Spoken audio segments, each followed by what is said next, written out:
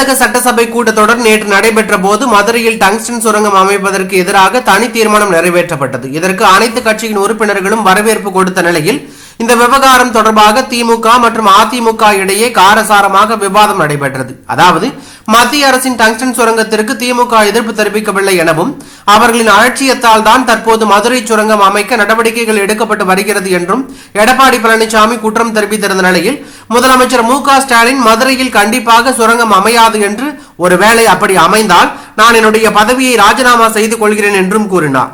கடந்த 2023ஆம் ஆண்டு நாடாளுமன்றத்தில் அதிமுக கட்சியின் எம்பி தம்பிதுரை அந்த மசோதாவுக்கு ஆதரவாக பேசியது குறிப்பிடத்தக்கது. இந்நிலையில் தற்போது முதலமைச்சர் மு.க.ஸ்டாலின் எடப்பாடி பழனிசாமியை விமர்சித்து எக்ஸ் வலைதளத்தில் வெளியிட்டுள்ள செய்தி குறிப்பில், சுரங்கம் மற்றும் கனிம திருத்த சட்டத்திற்கு எதிராக பேசும் எடப்பாடி பழனிசாமி அவர்கள் நாடாளுமன்றத்தில் ஆதரித்துவிட்டு சட்டசபையில் தமிழ்நாட்டின் நலனுக்கு ஆதரவாக பேசுவது போல நடிக்கிறார். அவதூறுகளை பரப்பி உயிர் வாழும் அவர் அதிமுகவின் துரோக வரலாற்றிற்கு அடையாளமாக திகழ்கிறார்.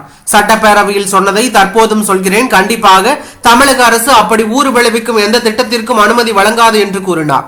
இதற்கு எதிர்க்கட்சி தலைவர் எடப்பாடி பழனிசாமியும் கடும் கண்டனம் தெரிவித்துள்ளார்.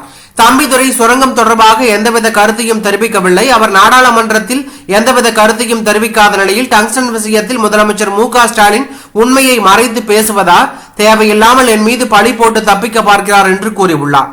இது தற்போது அரசியல் வட்டாரத்தில் பெரும் பரபரப்பை ஏற்படுத்தி உள்ளது.